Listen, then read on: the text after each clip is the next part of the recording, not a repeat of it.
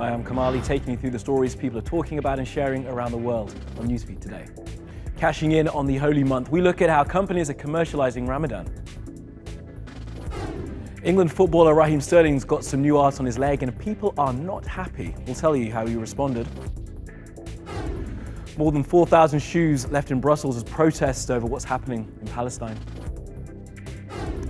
And Tom B the cat, he's doing stuff and will feature in our favourite segment this Tuesday.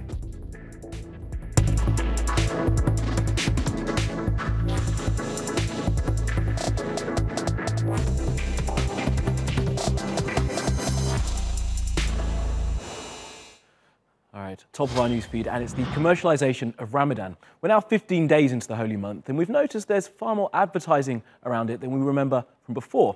Now, is that a sign that the time has become mainstream in non-Muslim majority countries? And if so, should the Muslim world celebrate or commiserate this change?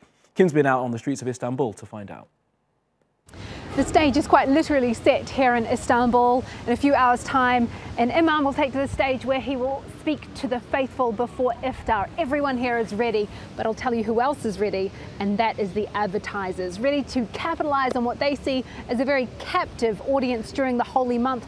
But not everyone is happy about it. Sure, a date may be the traditional way to break your fast, but what about a fillet of fish or a junior Whopper meal? Or even better, a nice cold Coke shared with a passerby.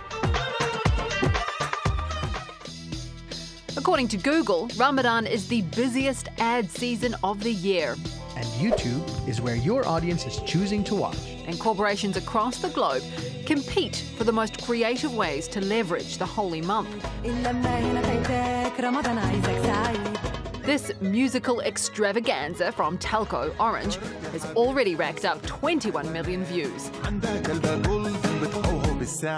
while some consumers are happy corporations are paying attention to their Muslim customer base, I think Ramadan is a special month, so using it for an advertisement is I feel it's normal. I think that it could be right. In order for people to do business, they have to do their jobs. Others feel differently. It's not really a good thing for all of these food and drink advertisements. Whatever your regular nutrition intake was before fasting should be the same during fasting also. I don't think that it's appropriate to use religion for advertisement of the country. There's way too many. We watch Ramadan commercials all the time, especially advertisements by foreign brands. This snazzy number from cosmetic giant MAC has divided the internet. It's a tutorial for a sahur look, how to get glam before sunrise, before your morning meal. And while Hebit's not a fan, a lot of people, it turns out, go online to search specifically for Ramadan ads, creating such a buzz that in 2016, Google launched the Lantern Awards, celebrating the most effective Ramadan campaigns.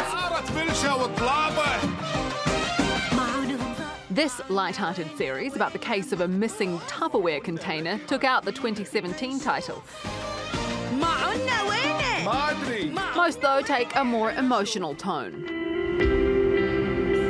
Like McDonald's encouraging us to share a snack box for iftar. It's time to book up Wasa, right?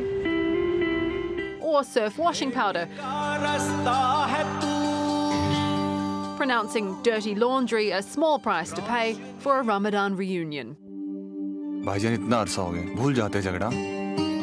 you like the ads or not, the facts speak for themselves. Consumer spending soars during Ramadan. So whatever angle the ad man takes, it's working.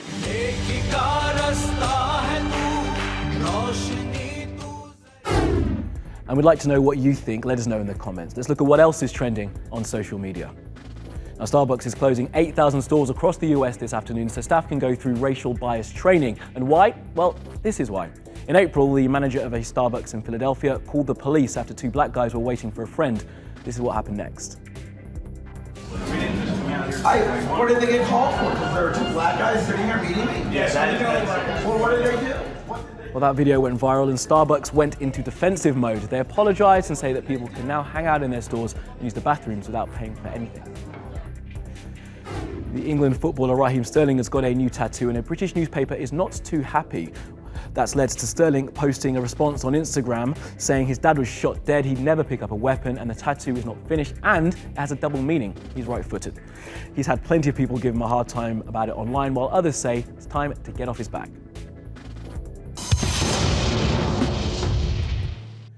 Now, a video of police officers punching a woman in the head on a New Jersey beach in the US have been watched millions of times. It happened over the weekend.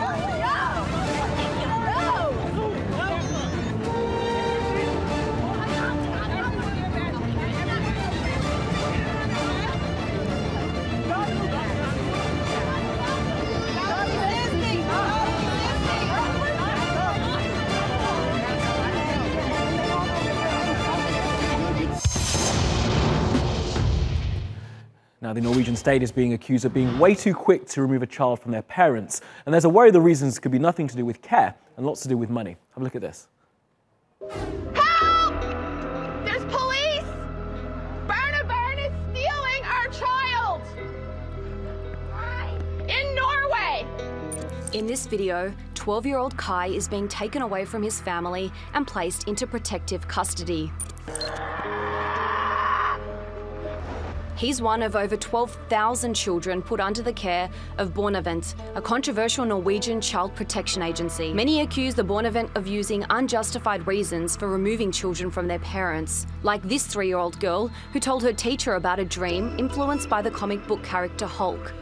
The teacher reported it, and the child was taken into custody, and the father was detained. She was later returned to her family, but her case highlights widespread concern that children are being taken away without proper investigation. So why is this happening? We, compared to other countries in the world, are putting much more money into the system. And of course, when you have like billions of euros attracted into the system, a lot of people want to have a piece of this cake. Barnevern outsources key services at the tune of nearly $250 million to the private sector. It claims the number of children under their care has nothing to do with generating profit. The accusations concerning bonus payments and state payment are totally false and beyond imagination. One former contractor said, "It was never the intention to become rich off this, but we did. In the beginning, we were young and had an idealistic approach, but after a while, we saw our competitors taking out a good profit." Out of a total of 1.2 million children in Norway, 1 in 100 is in the Barnevern system.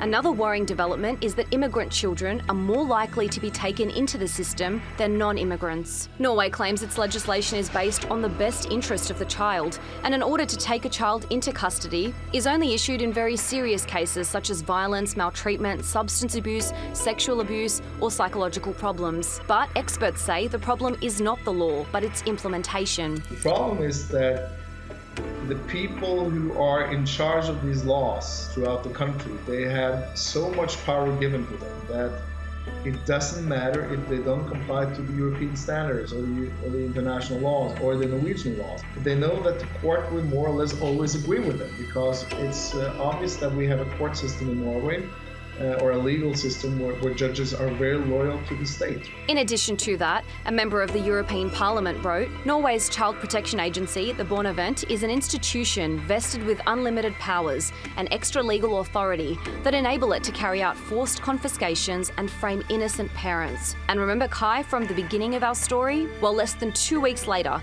he was brought back to his parents, and his mum said it was a complete misunderstanding and it was a bit extreme to go this far. According to the World Happiness Report, Norway is the second happiest country in the world. But can parents be sure their kids are safe from the system? Now, 4,500 pairs of shoes have been placed in a square in Brussels close to the European Council building. That's where EU ministers will hold a meeting later today. They were left by activists from Avaz who say they represent the people killed in the occupied territories in the past 10 years. They're calling on the EU to place sanctions on Israel for their treatment of Palestinians. And Turkey's Deputy Prime Minister, Recep Akdağ, has launched a fundraising campaign for Palestinians. Have a look. Yani yalnızca yaptığı yanlış Kudüs'ü başkent ilan etmek ya da büyükelçiliğini oraya götürmek değil Amerika Birleşik Devletleri'nin. Filistin'e yapılan yardımlar açısından da bu yardımın 300 milyon dolarını yapmayacağız diye bir karar aldılar.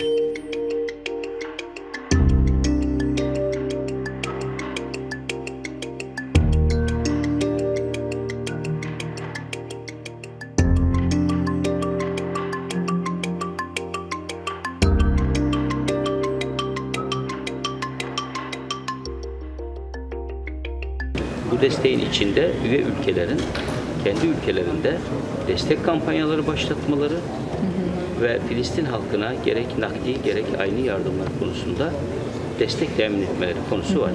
Bütün İslam ülkelerinden, Türkiye'de bugün bizim yaptığımız gibi bunu yapmalarını bekliyoruz.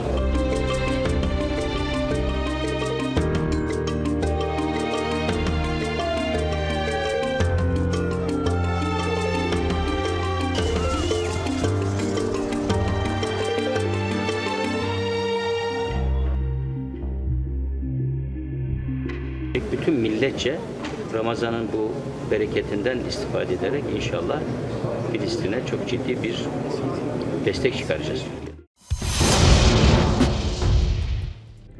All right, let's take you around the world for some other stories you need to know this Tuesday. Humans are ruining the planet through their overuse of plastic, so the European Union's proposing a ban on single-use items like straws, stirrers and cotton buds. It says the plan would stop environmental damage worth $250 billion in the next decade. Now, lots of our plastic waste ends up in the ocean and is obviously massively hazardous to marine life and by extension to us due to the food chain. And as an example of the waste we leave behind, an artist has used discarded flip-flops in Bali to create a piece called Lost Souls. Lina Klaus collected more than 5,000 rubber sandals in a year. She says the piece is to remind us that what we throw away has consequences for all of us. And in Switzerland, a tax on waste has had people driving to France to dump it. The various authorities in Switzerland have many ways of charging people to remove their trash. Dealing with the trash on the planet is a very expensive business, so people who don't want to pay, like the ones you're seeing here, drive to France to drop it off. And for all the reasons I've just told you, the world's richest man says that human beings will not be living on the planet in the future and plans to build a moon base. Jeff Bezos says that humanity will discover it's easier to do some of Earth's heavy industry off-planet, and the moon is a convenient starting point. His company, Blue Origin, will begin testing spacecraft in 2020 and hopes to partner with NASA.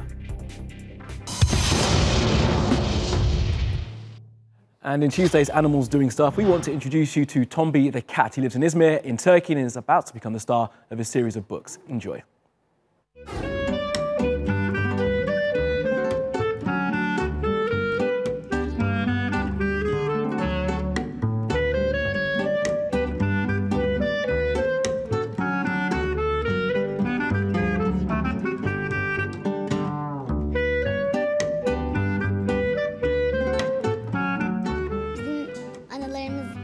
İçinde büyüdüğümüzde hep okuyacağız o kitapları.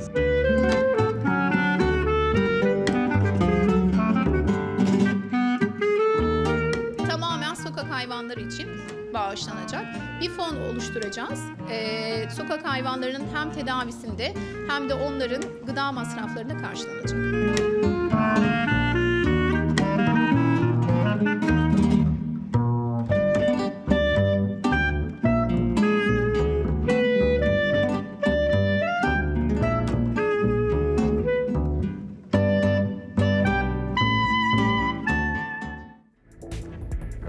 All right, that's all from the NewsFeed team. Reach out to me with your questions, comments, complaints and suggestions. I'm at Kamali Melbourne. You'll find us 24/7 on Twitter, YouTube and Facebook. Follow, subscribe and add. See you again tomorrow.